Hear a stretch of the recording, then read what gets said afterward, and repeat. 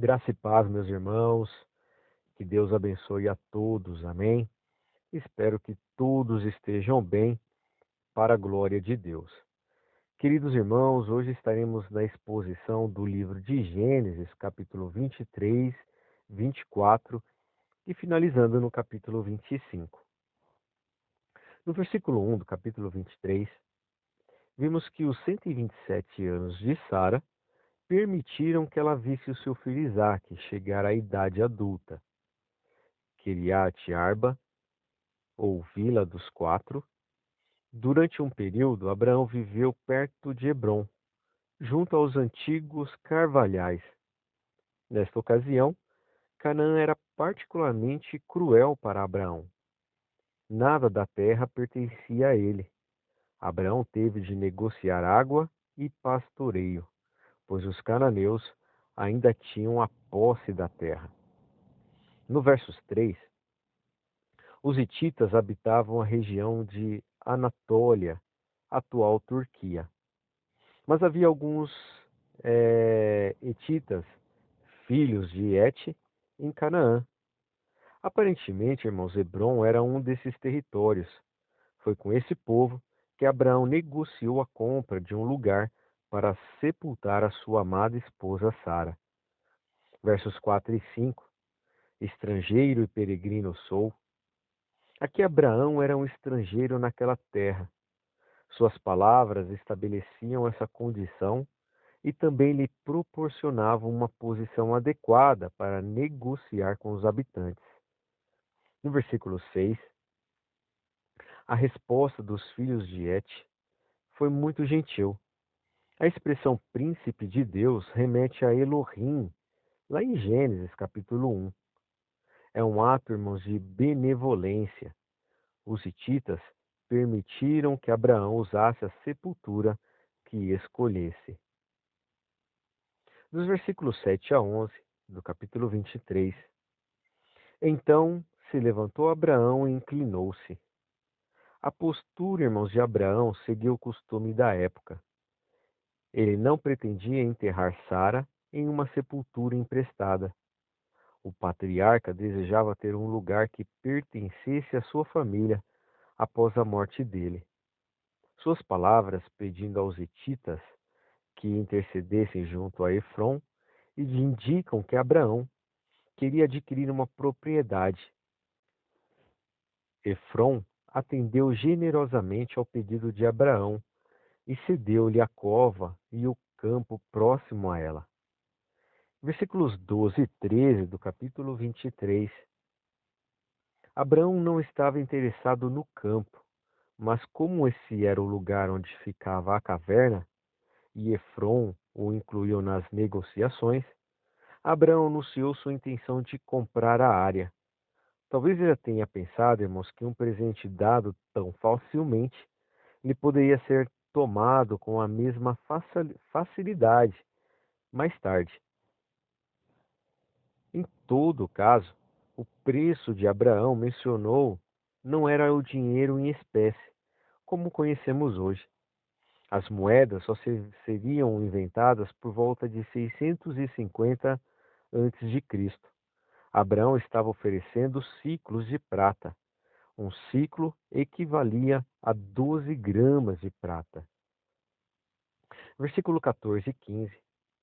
O diálogo que acontece neste capítulo é maravilhoso, pois descreve o processo de compra e venda de uma propriedade naquele tempo. Efrom disse o preço da terra, mas em seguida deu a entender que isso não tinha muita importância. Nos versos 17, Abraão teve e obteve a posse não só da cova e do campo, mas também do arvoredo dessa região. Isso significa, irmãos, que ele tinha a responsabilidade de preservar a vegetação. Tudo foi oficializado de acordo com a forma legal da época. A leitura desse registro é fascinante, mas é imprescindível destacar que a única terra que Abraão realmente possuiu foi a do sepulcro de sua esposa. Versos 18 a 20. Sepultou Abraão a Sara. Anos depois, Abraão seria sepultado na mesma cova. No capítulo 24, a partir do versículo 1, este capítulo, irmãos, relata como o servo mais velho na casa de Abraão encontrou uma esposa para Isaque. O texto é marcado por um estilo prolongado de narrativa, com uma riqueza de detalhes típica dos contadores de história da tradição hebraica. Acima de tudo, registra a bondosa orientação do Senhor em relação ao seu povo. Jurar pelo Senhor indica quão extraordinária essa questão era para Abraão. Ele não queria tomar para Isaque mulher dentre as filhas dos cananeus, não por narcisismo, mas por motivos religiosos, pois o povo cananeu adorava falsos deuses, como Baal e Aserá. Nos versículos 4 a 7, essa expressão Deus dos céus é usada, irmãos, para se referir a Deus, que é extremamente rica e demonstra não só a grande fé do patriarca Abraão, como também a fé de seu servo. Abraão repetiu um importante tópico da aliança de Deus com ele. Sua semente, ou seja, sua descendência, herdaria aquela terra. Deus, irmãos, haveria de enviar seu anjo adiante de seu servo, a fim de assegurar sucesso na missão. O anjo do Senhor é uma maneira de aludir à presença dele. Amém? Versículo 8 a 10 do capítulo 24. A posse de camelos nos tempos bíblicos era um sinal de extraordinária riqueza. A palavra Mesopotâmia significa entre dois rios. Essa região, irmão, se localiza ao norte da Síria, além do rio Eufrates. E aqui você pode comparar com a localização da terra natal de Balaão, lá em Números, capítulo 22, versículo 5. Já a cidade de Naor é conhecida como Harã, como vimos lá em Gênesis, capítulo 11, versículo 31. No versos 11, tradicionalmente, as mulheres, irmãos, se dirigiam às fontes para buscar água nas primeiras horas da manhã ou à tardinha, pois o calor intenso tornava essa árdua tarefa ainda mais penosa. No versículo 12 a 14, Senhor, Deus de meu senhor Abraão. Esta expressão, irmãos, não significa que o servo não acreditasse no Deus vivo. Ao contrário, era por causa de sua fé que ele orava dessa maneira. O servo estava clamando a Deus baseado na aliança do Todo-Poderoso com Abraão, o que pode ser observado no apelo à beneficência do Senhor. Nos Salmos, irmãos, essa é a principal palavra que descreve a bondade de Deus. E aí nós temos a referência em Salmos, capítulo 100, versículo 5. No versículo 19 do capítulo 24, tirarei também água para os teus camelos. Este gesto estava muito além dos deveres sociais de Rebeca, e este foi o sinal que o servo havia pedido ao Senhor. Versos 20 e 22. A jovem, irmãos, deve ter se perguntado o que estava acontecendo com ela para receber presentes tão valiosos, tais como o pendente e 2 pulseiras de ouro, coisas que normalmente não são oferecidas por estranho. No versículo 23, do capítulo 24, de quem és filha? Na época, irmãos, a identidade de uma mulher solteira estava estreitamente relacionada à identidade de seu pai, e a identidade de uma mulher casada à de seu marido. Após declarar sua progenitura, Rebeca respondeu que havia bastante espaço para alojá-los em sua casa. Versos 24 e 26, o servo de Abraão reconheceu a abundante graça de Deus e inclinou-se àquele varão e adorou ao Senhor. Ele se inclinou ao chão, o que significa que adorou a Deus. Não é, irmãos, de se admirar que Abraão houvesse depositado grande confiança neste servo, que temia ao Senhor. Dos versículos 30 a 49 do capítulo 24, não comerei até que tenha dito as minhas palavras. Esse discurso, irmãos, mostra o entusiasmo do servo. O Senhor tinha operado de maneira sobrenatural, e o servo queria adiar o momento de comer para contar sua história extraordinária à família de Rebeca. Assim, ele relatou comovido tudo o que se passara, não se esquecendo de detalhes acerca de fatos e tempo. Versículos 50 a 51 do capítulo 24. Então responderam Labão e Betuel e disseram: Do Senhor procedeu este negócio, não podemos falar-te mal ou bem. Aqui, irmãos, diante desta resposta e das primeiras palavras de Labão ao servo de Abraão, podemos concluir que a família de Betuel e Labão também adorava ao Deus vivo. O irmão e o pai da jovem reconheceram ali a obra do Senhor e reconheceram imediatamente: Eis que Rebeca está diante da tua face. No versículo 52 do capítulo 24, antes de fazer qualquer outra coisa, o servo de Abraão inclinou-se até o chão para adorar a Deus, declarando publicamente seu agradecimento pela provisão divina. De acordo com a tradição do Oriente, utilizando parte das posses de Abraão, o servo deu presentes valiosos e joias de ouro a Rebeca, bem como a família dela tempos depois. Novamente, o pai, Betuel, não é mencionado.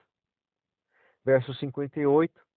Até este momento, irmãos, nada é dito a respeito do desejo de Rebeca, mas a palavra irei demonstra a vontade dela. Não foi fácil para a família deixar a amada irmã e a filha seguir com o servo de Abraão.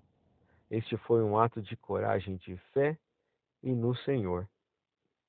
No versículo 60, abençoaram Rebeca. Segundo o costume do antigo Oriente Médio, a família dava uma bênção formal ao matrimônio. As palavras ditas a Rebeca não expressam apenas um sentimento ou um grito ou um rito qualquer, na verdade, mas apresentavam uma oração para que Deus abençoasse sua vida, sejas tu em milhares de milhares. Dos versículos 63 e 64, o significado preciso do termo traduzido como orar é incerto. Talvez seja caminhar em algum local com o intuito de pensar. De acordo com a tradição do Oriente Médio, usar um véu era um comportamento apropriado para uma jovem mulher solteira, que estava prestes a ficar na companhia de um homem. No versículo 66 do capítulo 24, levando em consideração a prévia e exaltada narrativa do servo à família de Rebeca a respeito de sua missão, podemos imaginar a conversa entusiasmada que este teve com Isaac. Isaac, irmãos, levou Rebeca para a tenda da mãe dele, o que era um ato público, e ela foi-lhe por mulher, e ele a amou. Raramente, irmãos, lemos na Bíblia a respeito do amor romântico ou conjugal, mas o Cântico dos Cânticos fala sobre esses temas. A tristeza de Isaac por causa da morte de sua mãe agora é substituída pela alegria do casamento com amor. Essa história é adorável, um retrato da boa providência de Deus para o seu povo. Capítulo 25, amados irmãos, a partir do versículo 1. A expressão hebraica traduzida como tomou outra pode ser interpretada como uniu-se. Quetura não foi a segunda esposa oficial de Abraão, e sim a concubina, da mesma forma que sua esposa, mas não a oficial. Quetura provavelmente ficou com Abraão até que ele morresse. Seus filhos tiveram uma condição similar à de Ismael, o filho de Abraão com Agar, como vimos lá no capítulo 16, mas sem a bênção divina concedida àquele, conforme Gênesis, capítulo 16, versículos 10 a 16. Midian, irmãos, foi o pai dos midianitas, os quais compraram José dos irmãos deste. Por ser o herdeiro legal de Abraão, Isaque recebeu tudo o que seu pai possuía. Além disso, também obteve a bênção de Deus. No versículo 6, as concubinas eram Agar e Quetura, com o intuito de proteger a herança de Isaque, Abraão, antes de morrer. Deu presentes a seus outros filhos e mandou-os embora. Verso 7, cumprindo o que havia prometido, Deus deu longevidade a Abraão. Versículo 9, Abraão havia comprado a cova para sepultar sua esposa Sara. Dos versos 10 a 11 do capítulo 25. Deus abençoou Isaque porque ele haveria e havia estabelecido uma aliança perpétua com o filho de Abraão. Os termos Lai, Rossi, significam poço daquele que vive e me vê. Neste poço, um anjo do Senhor tinha aparecido para Agar. Versículo 12 a 18. As gerações de Ismael. Aqui vimos, irmãos, que esta passagem distingue a linhagem de Ismael, resultado da promessa feita ao filho de Agar, da linhagem de Isaque. Versos 16. Deus cumpriu, irmão, sua promessa a Abraão. De acordo com o texto da NVI, os 12 filhos do Ismael se tornaram os líderes de suas tribos. Segundo a versão, eles se tornaram 12 príncipes. Assim como os israelitas foram divididos em 12 tribos, e os povoados e acampamentos, ou vilas e castelos, dos ismaelitas receberam os seus nomes. Isso serve de fato ao fato deles terem vivido como nômades. Versículo 17 do capítulo 25. A menção à morte de Ismael, após uma longa vida, é de extrema importância para a narrativa. A história é contada em torno de Isaque, mas isso não quer dizer que Ismael deve ser esquecido. Amém? No versículo 18, os descendentes de Ismael viveram em um intenso território, que incluía a Península Arábica e a terra deserta entre Canaã e Mesopotâmia. Versículo 19. Há 10 importantes registros de descendência em Gênesis. E aqui nós temos um exemplo lá em Gênesis, capítulo 2, versículo 4. Este é um deles. Versos 20. A passagem sobre o casamento de Isaque com Rebeca é registrada no capítulo 24. Nos versos 22, duas nações lutavam dentro de Rebeca. Sua gravidez foi muito difícil. Rebeca orou ao Senhor, perguntando o motivo de estar se sentindo mal, e foi informada de que as duas crianças competiam em seu ventre. Versos 23. O Senhor falou diretamente a Rebeca. A expressão duas nações em Gênesis é recorrente nas passagens que falam de dois irmãos, como os dos filhos de Eva, e dos filhos de Tamar e Judá, e dos de José. No Antigo Oriente Próximo, irmãos, o filho nascido primeiro tinha preeminência, mas dessa vez Deus escolheu, na verdade, abençoar o menor ou o mais novo. No versículo 24, o nascimento de gêneros era considerado uma bênção. Na verdade, o nascimento de gêmeos era considerado uma bênção. A pronúncia do nome Esaú é semelhante à palavra hebraica que significa peludo. Versos 26 do capítulo 25. O irmão mais novo agarrou o calcanhar do irmão mais velho no nascimento. A palavra no hebraico que significa calcanhar possui a pronúncia parecida com a do nome Jacó. que pode significar aquele que agarra o calcanhar de outra pessoa, ou ele, o Senhor, está em seu calcanhar, que é seu protetor. Pouco tempo depois, irmãos, Esaú insultaria Jacó por causa da associação negativa do nome deste. Por fim, Deus daria um novo nome a Jacó, chamado Israel. Versículo 27 a 34 do capítulo 25. Um estudo das narrativas patriarcais indica que houve dois aspectos proeminentes associados a direitos de primogenitura: a liderança da família e a herança da promessa. Versículo 27. Esaú é perito na caça, varão do campo. Jacó, varão simples, habitando em tendas. As personalidades contrastes e contrastantes os diferentes interesses dos dois irmãos, que lembram a disparidade entre Caim e Abel. Nos versos 28, amava Isaque a Esaú.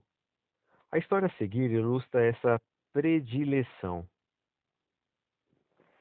Nos versos 29 a 30, a cor vermelha da pele e dos cabelos de Esaú aqui é relacionada ao seu enorme desejo por comida de coloração avermelhada.